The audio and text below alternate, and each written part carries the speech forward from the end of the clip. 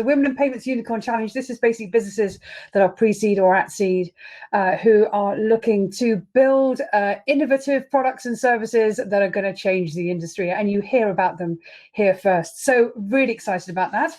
In order to get us started, there is only one person who can introduce this. And so it gives me great pleasure to welcome and invite her to join the platform. She's going to take this away. While she's doing that, let me tell you about Sarah Billings, who is Senior Vice President and Group Manager leading PNC's Payment Product Operations and Strategy Group. So if you think there about product management, product delivery functions for payments, including wires, ACH, real-time payments, and international payments as well. She leads a multidisciplinary team comprising product, technology, operations. So who better to walk us through the Unicorn Challenge? Sarah, it's welcome to you. Thank you so much for sponsoring and for leading us through. Take it away. I'm going to leave you to it.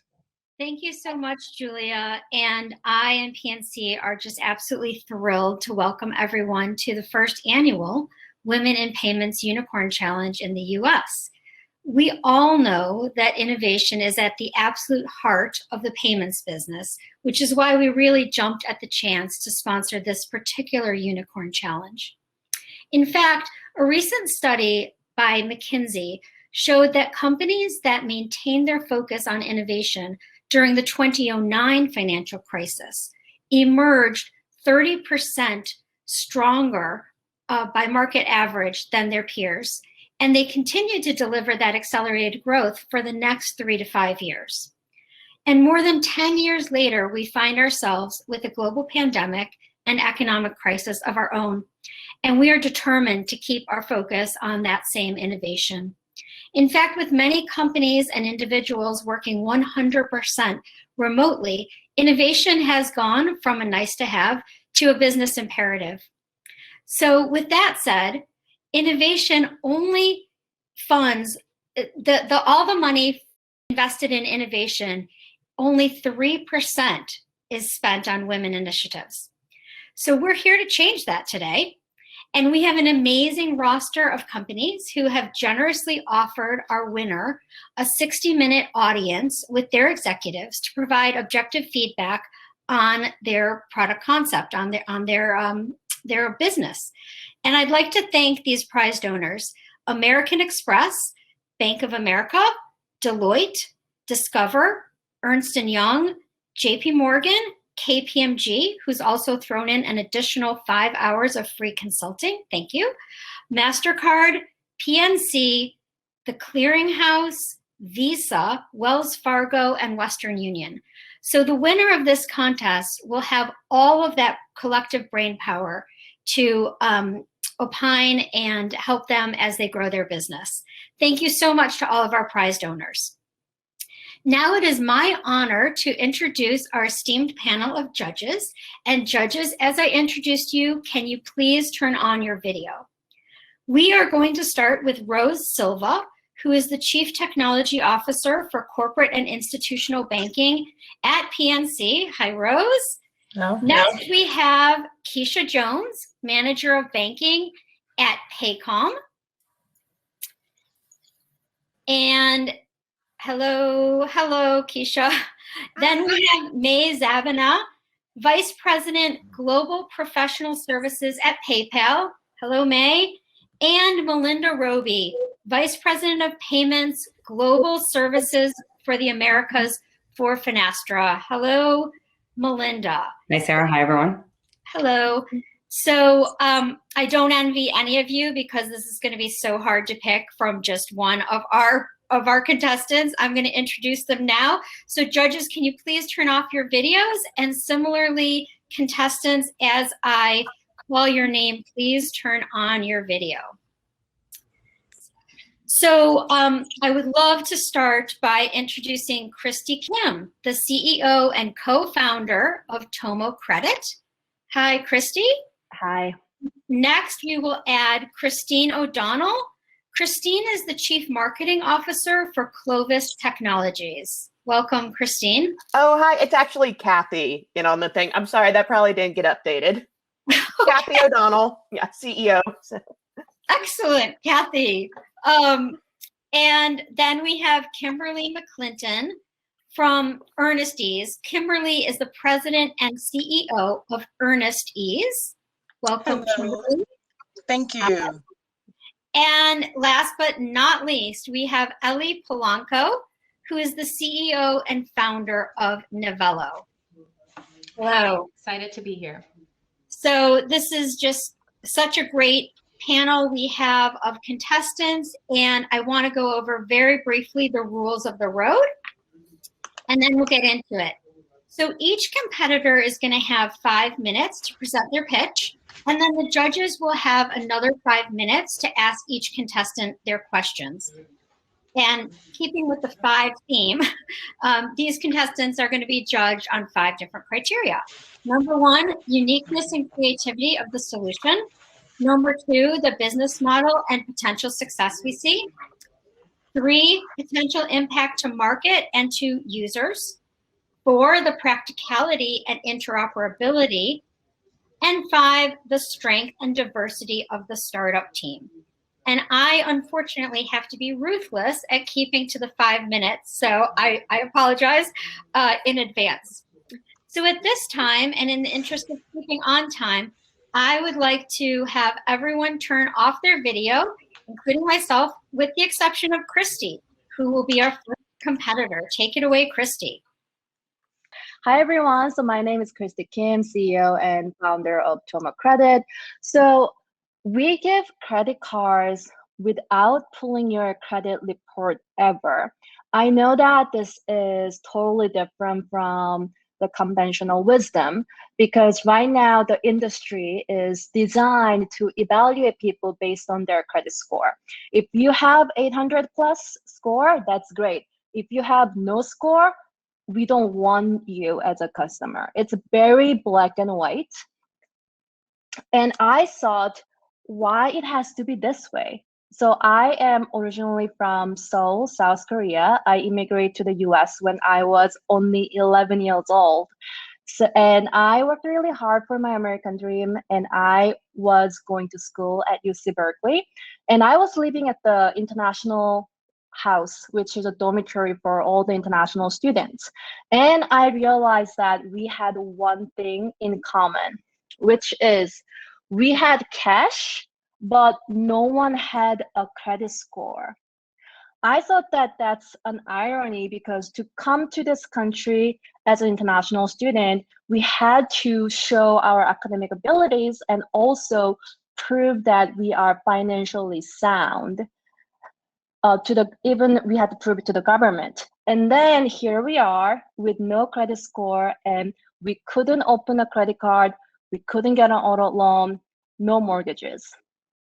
So when I wanted to buy my very first car in the US, I bought it with cash. I got rejected 5 different times with different lenders, and I finally gave up. I thought that, wow, without a credit score in the US, everything is so difficult. No one wants to even evaluate me. No one wants to give me a chance. So I thought, what if I build a company that gives a chance for people like me and welcome them into the credit system? And then we will help them build a credit score. So eventually, in 5 years and 10 years later, our customers will have amazing credit score, and now they will be qualified for auto loans and mortgages. So our target customers are hidden prime. They are cash rich, or they have potential to be cash rich. I wanted to make it very clear that this is not for wealthy customers only.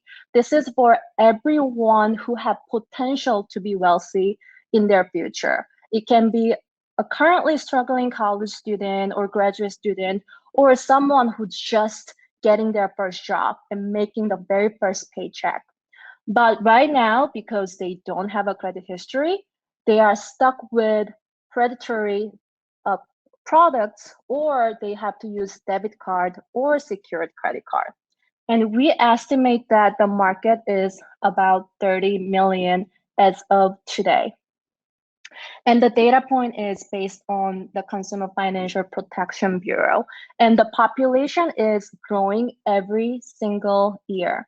Before starting Toma Credit, I was working at Credit Sesame because I wanted to learn more about this market. And surprisingly, I discovered that every year, 4 million of more credit invisibles entering the market. And they are mainly in their 20s. They are young, they don't have any credit history. So for us, we built a very unique proprietary underwriting model that welcomes those people. So we can underwrite you based on your cash flow and your future wealth, not based on your credit history. So we don't require credit score for approval and no deposit needed and no APR. And we help you do weekly auto pay to build healthy financial habit. So you only spend the amount that you can actually afford. So we are a team of diverse founders, founding members. 80% of our team members are immigrants, including myself and my co-founder. And we have an amazing set of advisors, investors, including Barclays and KB. And we just announced our 7 million seed round this morning through TechCrunch.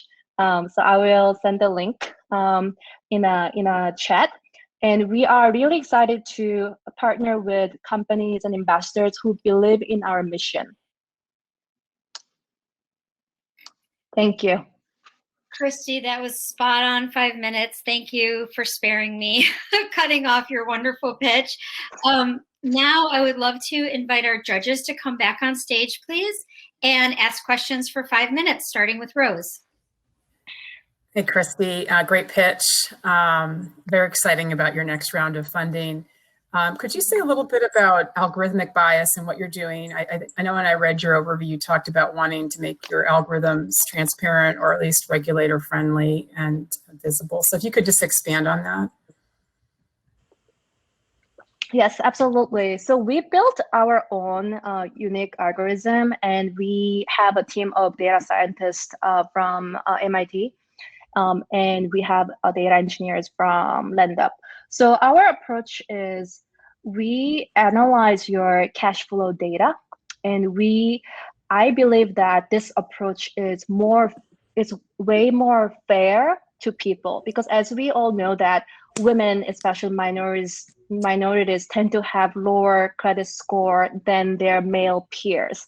And it has been historically like that in any age group.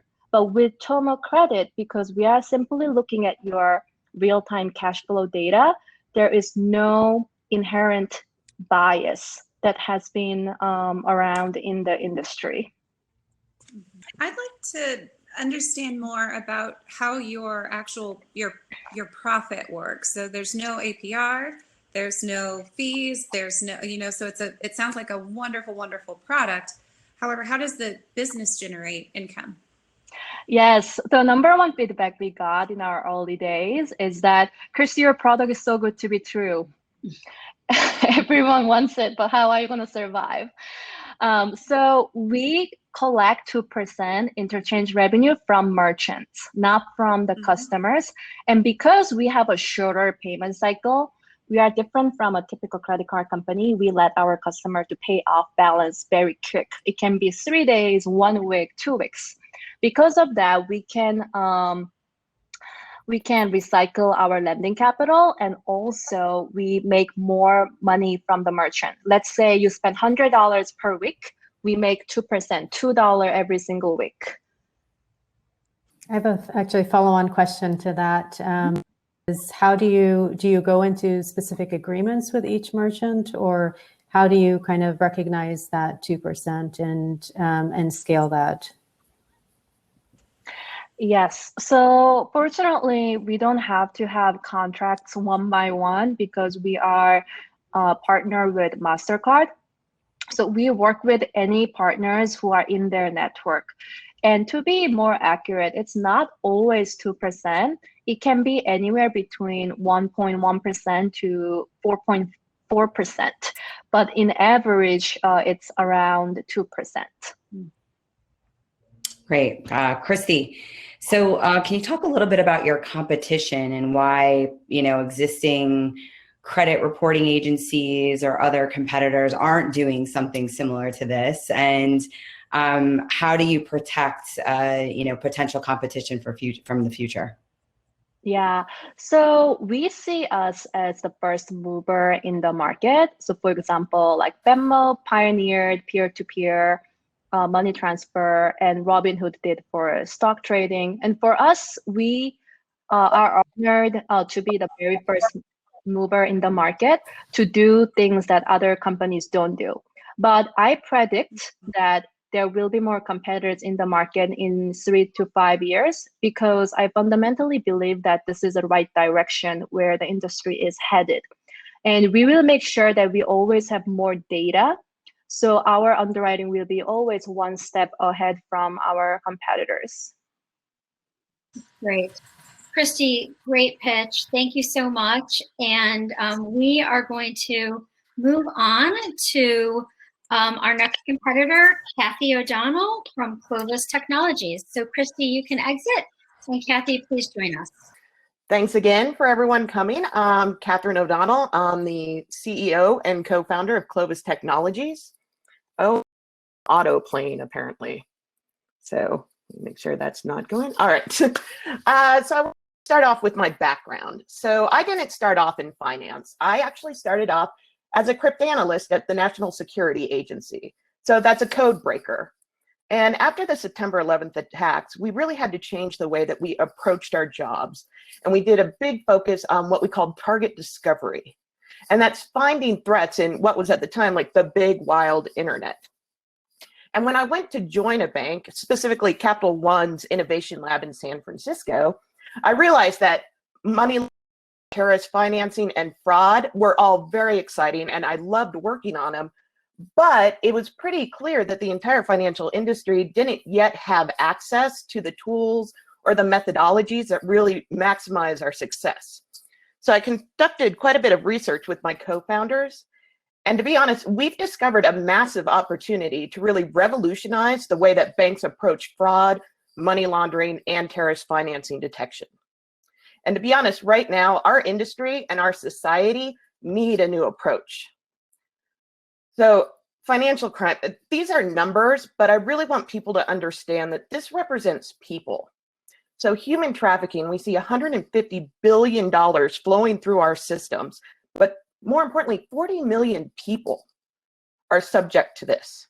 In corruption, $1 trillion goes through our financial systems, but this really represents people who are just trying to work, raise their families, but instead they're being oppressed by their governments, or they're having to deal with economic restrictions in systems that are corrupted by things like drug cartels. And even back here at home, fraud is very important, $24 billion in 2019 just in payment fraud. And the people responsible for paying that are just average customers like you and me, and banking services for everyone, eventually putting it out of reach for a lot of potential customers. And banks themselves, so in 2020, globally, fines were $10.4 billion. And that's been going up over time. So banks are not taking the right approach, or at least governments think that banks aren't doing quite the right things in trying to combat money laundering and fraud. And because of these huge amounts of fines, we see established banks hesitant to try new approaches. And important for this group here is that fintechs or more innovative groups face a tremendous barrier to entry, right? You don't want to make investments or try new things if you think you're going to be hit by an enormous fine. So at Clovis, what we've done is put together a platform that helps banks really understand their customers in a completely new way. One of our big pillars is real-time AI model deployment. And what this means is that through the Clovis platform, any model that your analysts develop, you can immediately put it into the system and have it operating against real data and real customers, giving you an on-demand and holistic customer view up to the minute, so you know exactly what's going on in your systems. Our target markets, we found, talking to a lot of people, that they divide up along size and risk tolerance. One of our big ones that just came out from the National Defense Authorization Act of 2021, which was just passed a couple of weeks ago, is small compliance departments. The government is asking that these small banks share their compliance resources. And we can do that with Clovis. We built it so that we can be secure and on the cloud, and people can share their models. We also really focus on neobanks or fintechs, because the current solution for AML and for terrorist financing and fraud are built for large companies. And as we all know, the type of risk inherent in, say, Deutsche Bank's private banking is very different than it would be for a small credit card company trying to do something new. So we have a number of competitive differences, and I think one of the big ones I want to talk about is change orders. If you've ever had to deal with software vendors, you know that getting changes made can take a lot of time, difficult, and they can be costly. But with our solution, we actually allow financial institutions to self-service for their unique customers and their unique needs. And we're using tech that your analysts understand. So we're in Python, we're in SQL, so you don't need to know COBOL or anything like that. Thank you. Kathy, I think we're going to have to leave it there, but that's fantastic. I'm going to ask our judges to come back and ask you a few questions, starting with Keisha. Wonderful presentation. It was interesting to read about what you have here. One of the questions that came up for me while you were going through your presentation is, I noticed that in your explanation before, there was a talk about how you kind of take in investigators' strategies and information. And so your platform technically has more detailed research than you may find in some of the larger competitors. Could you talk through that a little bit? I'd like to understand what information you collect that may not be in traditional larger competitors' databases. Okay, so that's a great question. One of the things that we do is we make sure we log everything that's going on in our systems. So every activity that an investigator takes, like if they mark something as suspicious or how much time they spend looking through an alert or something like that. And then we put all of those logs together to see what alerts, what models are performing well and which are maybe not performing well. Or if they have to look at certain databases after each one of the alerts, we flag that up so that we can improve the alerts over time. So it's really about information that we're gathering from within the system. I was curious about kind of two things. One is from a global aspect. It wasn't clear, is this a kind of global platform? And as you look across just all the different data points, are you focused on a certain market first or a certain even vertical within that? Oh yeah, that's a good question as well. We tried to design it so that we could be global. So because you can upload your own models and your own analytics, you can customize them for what your regulators require in your area. Of those happen to be the same, so we do have a base set of models, but for different areas and for different customer sets, you can make your unique analytics for them. And you don't have to wait to upload those. You don't have to come talk to us and ask us to put them into the system. You upload them yourself in real time. Hi, Catherine. Great presentation overall. Just looking to hear a little bit more about your next steps with your pilot program. Are there other financial institutions that are interested? And maybe you could talk a little bit about your time to market and what do you foresee as the next steps? Yeah, so our primary step right now is getting that first partner. So we found that to be a little bit difficult. In fact, I've been at conferences and had compliance officers say, we don't want to be the first one to buy a product. Yeah. We're scared of the regulators. We're scared of what they're going to do. So for us, it's all about finding that right first partner. And one of the ways we're doing that is working with value-added resellers in Asia, because they have a big need for this sort of product. But we'd also like to find a fintech or a neobank here in the US who are a little more, willing to take a risk on a smaller company and do something new and innovative. I'll try to be quick. Can you just say a little bit more about your offerings? I heard you say SaaS, and I thought I saw on-premise as well. You could just explain. Oh yeah, I'm really into data security. So we made sure to build this so that we could either be serving it off of something like AWS, like a cloud solution, or we could run it on-prem, like it does external dependencies. So if you want to fire it up on your computer on your own premises, you can do it. Thank you.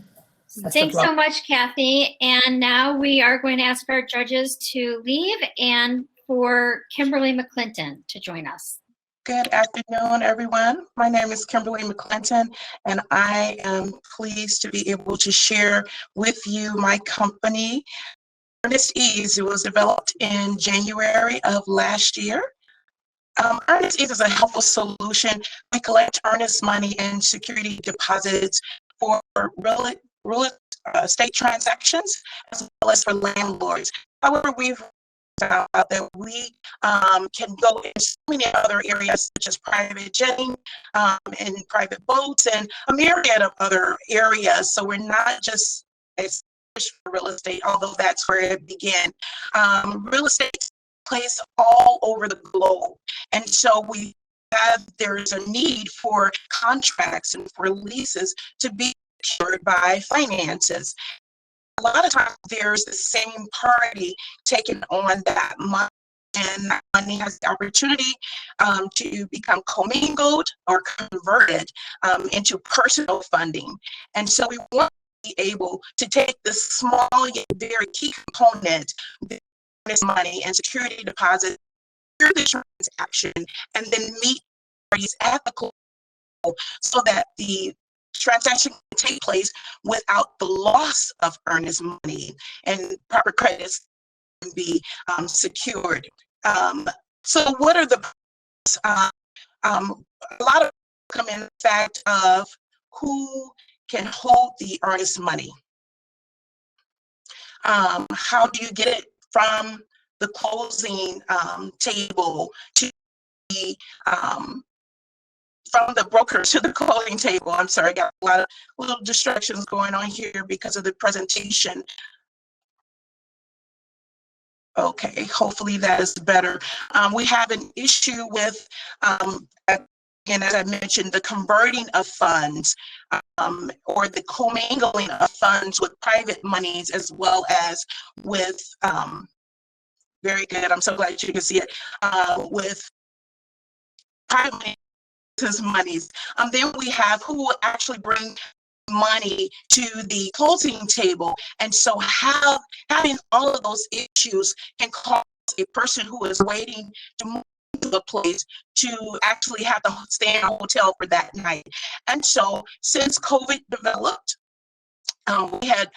we were actually prepared to be COVID friendly, where it was a hands-free transaction, so it's hassle-free. Many are able to move back and or have to go from one side of the city to another to get the money from the borrower to a title company or to an attorney. And a lot of times they play hot potato of actually hold the monies, and it becomes a real problem. And so what we have found is in developing this electronic process, we're able to help them. And here's how this works. The attorney or the broker or the landlord is able to create a subscription service through our platform, which is web-based currently. They'll just subscription or one-time transaction. All they do is put in the property address, the executed contract. They're going to complete a strict joint order, and then they'll upload closing information. We'll request the earnest money from the borrower, so it's an electronic process. We get it via ACH directly through their bank payment, so it's not running around trying to get a cashier's check. Once the buyer gets that information, they know it's secure, they make the payment, and then everyone receives a receipt that the money has been secured. We have consumer benefits as well as business benefits. The buyer does not have to run around to the bank and does, a lot of times there's confusion of who do we make the earnest money check out to. There is no confusion regarding that because link directly to their email. They pay it from their bank to the bank, and it's very direct. The seller has no worries if their contract is unsecured because the contract is now secured the earnest money and their risk. Then you have the brokers who are able to handle and know that the earnest money has been received, so the contracts don't go in default. Landlord same way, and we save the actual seller money. And so excited to be able to offer this. Our company is headed by a team of women. Myself as a founder and CEO, our vice president is Anthony, who's actually a branding strategist and a certified business coach. And then Kamiko Miller is actually our marketing director, who's also in the real estate industry. So I am pleased to have presented Earnest Ease to you all. We're solving the problems of earnest money and security deposits worldwide. Thank you so much, Kimberly. Judges, please come back on, and we can start the questions with May. Thank you for your presentation and seamlessly going through any of the challenges that you were.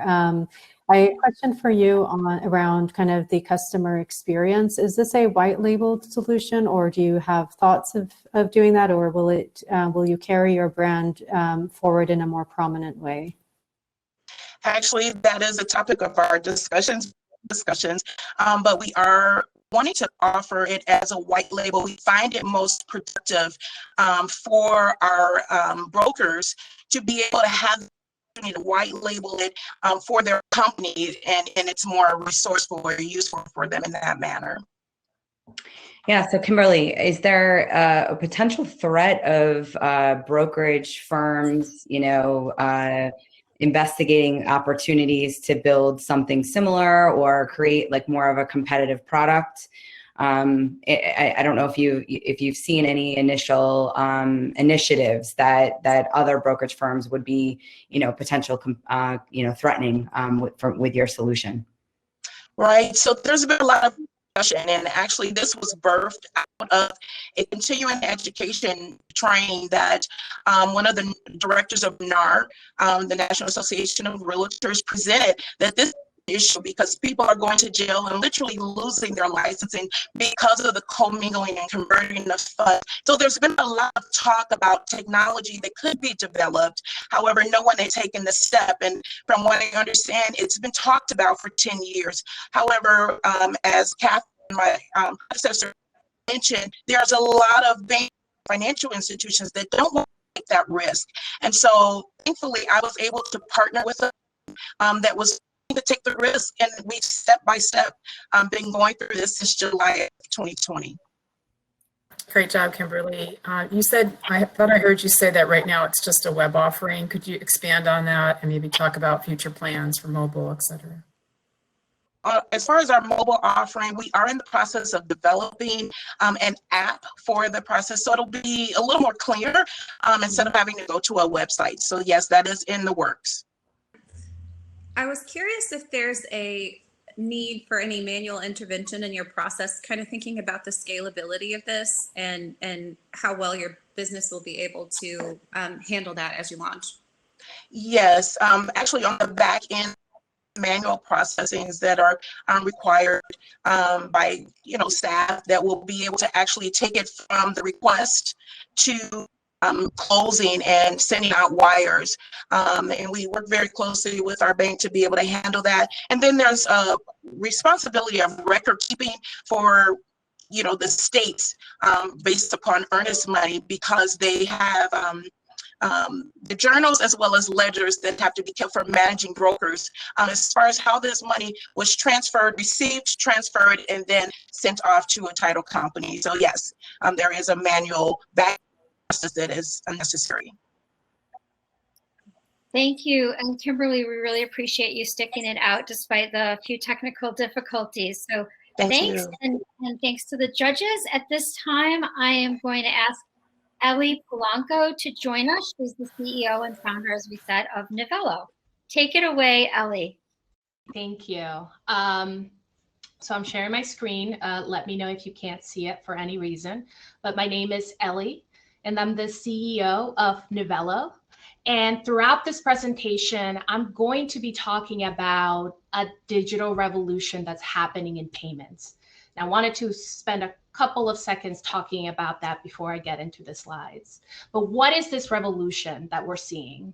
We're seeing a shift of all payments becoming digital for clients and becoming as self-serve as possible so that everyone has fast, instant access to the payments and the money that they've earned. And one of the things that's enabling that payments innovation is the ACH payment rail. So usually when we saw what was happening with payments 10, 20 years from now, that was enabling faster digitized payments, there was a lot of discussion around credit cards and the credit card rails. Whereas if you look at today, a lot of that revolution, a lot of that digitization is happening on top of the automated clearinghouse system. And what's interesting about that system is that it allows companies to connect directly to the consumer's bank account. And it's a huge market. It's actually 40 times in size than the credit card market. This is $55 trillion worth of payments flowing through these rails on a yearly basis in the US alone, about 25 billion of payments. And because of this revolution is growing, it's growing at an unprecedented speed, 7% year to year. But there's something that's blocking this revolution today, and it's security. If you looked at ACH decades ago, the failure rate of payments was maybe 1 in 1,000 payments. But as new entrants come into the market and create more digital, faster pay experiences, that failure rate is increasing by 1,000-fold. We're seeing rates of 1 in 10, sometimes 1 in 20 of security failures in payment. And what is a security failure? We recognize this as one of two things. When you are pulling money from an account and the sender doesn't have the funds they claim to have, which leads to balance sheet losses and delays in payment, and errors where your beneficiary and your receiver is not who they claim to be. These failures can be caused by fraud, cyber criminality, or honestly, fat-fingered accounts as you're digitizing the payment. And that is what Nivelo is looking to solve. We are an API-first company built for the new entrants in the payment ecosystem. You can embed our services in a single day and very quickly start preemptively validating payments in real time. We call this at Nivelo the shift left. If you look at a lot of the solutions that exist today, a lot of the failure resolution happens after the payment has been initiated and sent to banks. A lot of reconciliation, manual investigation happens either at the back office of the banks or of the fintech operator that is sending those payments. We are shifting that to the front, and we are creating risk scoring mechanisms that can be tied to any payment before you commit to the cash leaving the door. And we do that by leveraging the power of data. We have a global data algorithm that leverages historical cash flow failure data and aggregates verification databases on account and identity to get you that single risk score. Our first user is a developer. They use our API and our API docs to quickly onboard into the tool.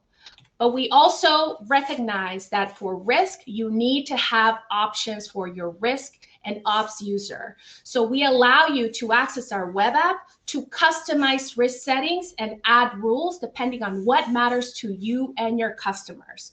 We also add reporting tooling so that you can quickly have conversations with your sponsor bank and with your team around the risk that you're seeing in your house. And we consider ourselves an infrastructure solution. If you saw that slide, you saw that we are kind of we are offering solutions for the fintech, but at the same time, that solution is helping the payer, the payee, and the bank sponsoring that financial non-bank financial institution. So we're bringing banking safety. Because our product is real time, our clients are using it as an enablement for faster payments. And because of our security and how we're sharing the data in privacy preserving ways, we are compliant with new open banking mechanisms that are in existence in our industry. Our team is small but mighty. Myself, I come from 10 years of building payment products at JP Morgan. My co-founder, Philip, is our engineer lead, and he comes from capital markets transaction infrastructure buildouts. And we also have a strong team of product managers, machine learning specialists, and data infrastructure specialists coming from some of the top data companies in the space. We just crossed, oh, go ahead. Ellie, Sorry. I'm going to stop you right there. I really appreciate it. That was great. If you want to get in that last sentence as I ask the judges to rejoin. Great. I was just going to add, we raised our seed funding announced last quarter, and we just crossed our first $1 billion month where we've secured $1 billion worth of payments being initiated for the ACH network. Thank you. And Melinda, you want to start off the questioning? Great. Thanks, Ellie. That was it's an amazing idea, and I'm really looking forward to seeing your further success. Just early questions around any opportunity to realize any early successes with your early paying customers around customer value statements, ROI, things like that. And I understand that you also are participating in a pilot with Nacha. So any early indications or outcomes from those initiatives that you can share with the organization? Absolutely. So our best metric is how much payment failure is avoided. So we usually work with our clients and we see, what does your failure rate look like today versus when you did not work with Nivelo? And we're seeing drops in failure of over 50% in both the debit and credit leg of the payment, which we're really excited about. Yeah, I guess I love your idea. This is awesome. Just kind of wondering, like, whom else are you competing against, and are there opportunities for partnership? Yes, to be honest, when we go and first talk to our customers, the first competitor is a large team of manual operators that spend a lot of time reconciling and investigating payments. So that is truly the big competitor of our tooling. We really do think we are defining a new category of preemptive payment verification. However, we see a cousin industry in the area of KYC, because it always matters how you validate risk when you're onboarding a client, and that carries through to the payment. But it's a different ecosystem. So it's really the manual teams that we're trying to, catalyze in a way. My question is around the specific risks that you talk about. I heard you mention several, but I'm curious if your system also takes into account known internal risks that a specific industry or company might have, or if you're just looking at standard payment risks that every company would need to care about. Yes, one of the interesting things of how we look at risk and failures versus a compliance company is that all we care about is this hurting someone's P&L, or is this delaying a payment? That is our taxonomy of risk.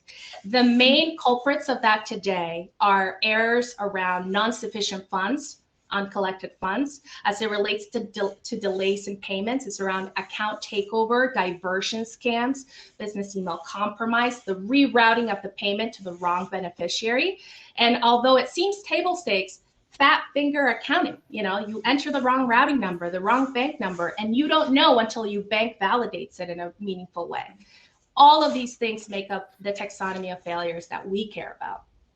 Absolutely. Question for you a little bit more about the team that you have. So can you just maybe touch upon kind of the uniqueness of the leadership team, and then what type of company and culture do you envision that you want to build towards? What attributes Absolutely. are those? Yeah, so a couple of the members of the team are coming from the banking industry. I myself, one of the founders, came after 10 years at JP Morgan, where my last role was leading crypto payments and our crypto payment portfolio. I have always worked on how do we work with account-to-account rails to improve the infrastructure. So really a lot of domain expertise there. My co-founder, Philip, is a full stack engineer who comes from developing in high throughput, low latency capital market system, which we are building for the payments of tomorrow, which are real time and speedy. And so that engineering knowledge is crucial for what we want to build. The rest of our team is all about data. They come from fraud technology, health data algorithm technology, and high data infrastructure. When you look at what powers our API is our ability to collate, analyze, and create risk scoring fast. And so we have the perfect pod to really create this and go to the next level. Thank you, Ellie. Amazing. Very, very resonant with some of us and our experiences, as were all of the presenters, frankly. Just fantastic. At this point, judges, you have the unenviable task of tallying your scores really quickly and submitting them, please. And I want the audience to please go into the poll. That's above the chat section on the right of your screen. I'm pointing as if I'm on your screen. And please vote, because one winner is going to be an audience choice winner. And so you all get to vote on that right now. Please, everyone, go to the polling section of the screen and vote for your choice. Just to give our judges a couple of minutes to do this very difficult task. I know this has been just like, we all want to hear about these companies for more. I think this session could go on for like an hour for each competitor at a minimum. But, you know, personally, I was so excited to see these great contestants that we got this year, all 4 of them. It was wonderful to read up on each company. You only got a very small snapshot today, so I would encourage everyone to check into these fabulous women entrepreneurs more. And I just a couple things that I jotted down. You know, I was struck with Christy, Kim, and Tomo, how she took a personal need and, you know, made it into a business. That's very common for entrepreneurs, but that passion that you bring with something that you know and that has personally affected you, just very, very clear there. Clovis, I thought it was interesting that Kathy mentioned right off the bat the people aspect of fraud. I think, you know, at a women's conference, I wasn't quite surprised that a woman entrepreneur would have pointed that out, of the personal impact of financial crimes, and just what a brilliant you know, STEM background and applying this to a very important part of our industry. Earnest Ease really impressed me. The COVID friendliness, the way they've been able to pivot, and also the approach to white labeling seemed to make a lot of sense to me. And then Novello, Ellie's talk about shifting left and taking a very tried and true payment rail, the ACH rails, and making it better using APIs, algorithmic technology. And then she only mentioned this very slightly, but applying it also to new payment rails, such as faster payments, real-time payments. So, you know, this is fantastic. And frankly, I'm glad I'm not a judge, and I've already told all these companies that I personally want to have teams at PNC meet with them, because I, you know, very honestly think that there's value in each one of those to investigate further. So this has just been a wonderful exploration. As we are wrapping things up, I will just ask our judges, maybe starting with Rose, if you have like 30 seconds of an insight that you want to share. Yeah, I've actually done a number of judging events, and I really want to just let all of the presenters know you did an amazing job, very thorough in covering your aspiration for what your product can do and how it can make a difference in the world. And then I think I'll play off what Sarah said, that passion was evident in each and every presenter, and you're going to need that to carry you to that next level. So best of luck in your next round. Thank you. May? A lot of the sentiments that have been said, I think it was really inspiring. It's an honor to be here. And I just really impressed with everybody, their passion, the uniqueness that they brought to the table, and how their plans to kind of carry it forward. So thank you. Great. And Keisha? Yeah, I agree with everyone's comments. It was absolutely an honor to be here and to hear these wonderful ideas and all of these things that the contestants have poured their hearts into. I love that each of them is thinking about how to be in the spaces that no one else is thinking about, and to be in them deeply and thoroughly with an attention to detail and focus, and the expertise that they've all surrounded themselves with in order to make sure that they're covered on all sides. I just really have a lot of excitement about what each of these women will accomplish in the future.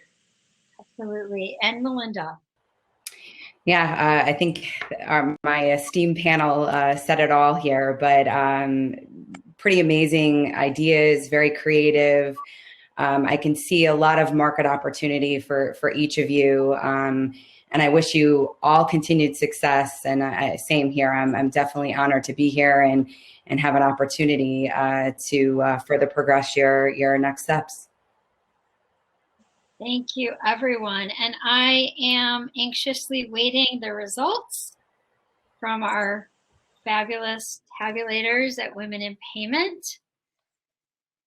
So I don't know whether you can hear me, it's Julie Streets here, but I have got to tell you, it is really, really tight on the audience vote. Are you happy for me to jump in and give you the results of the audience vote? I want to hear. I can't wait. So let me just tell you, so it is literally, at one point it was neck and neck. I mean, literally, they were the same scores, and we've just watching them. I'm going to call it now that the winner of the audience vote is, with 43%, is Eddie Polanco from Nivello. And she got 43%, which equates to 32 votes. To give you a sense of how tight it was, Tomo Credit, Christy Kim, came in second with 39%, 30 votes. And even while I've been speaking, actually, Eddie has just got some more votes. So she's now 45%, Tomo Credit, 39%. And then Clovis Technologies and Ernest Ease. So very proud to announce. So thank you to everybody for voting. Sarah, it's back to you. All right. And I just sending some information very quickly. So I think we're going to have our results in just a minute. I want to say thank you again to, first of all, these amazing judges. I learned something from each and every one of you and your insightful questions, and everyone took this very seriously. We can also, I think, ask our contestants to come back on screen. Really, as Rose said, you did just an amazing job, and it's been a privilege to get to know about each of your companies and, frankly, each of you personally. So in just a moment, we should get the score, and I wish I had a drum in my office here so that we could give a drum roll. Is anyone musical? But this has been so much fun, and next year I just can't even wait to do this in person. It'll be 100 times better. So I hope that all of you come back. Okay, I have the results. Congratulations. Drum roll, Sarah, if you want one. Oh, go ahead. Go right ahead, Keisha. Thank you. Should I do it again? Okay, here we go. I've never had a drum roll before. Okay. Holly Polanco from Nivello is the judge's winner. Thank you very much to all of our contestants. I look forward to talking to everyone Thank you so much. It's been awesome. Enjoy the rest of Women in Payments. Thank Bye-bye. you. Thank you. Bye. Thank you. Well, congratulations to Eddie Palanco and Novello, who wins not only the judges' vote, but also the audience vote.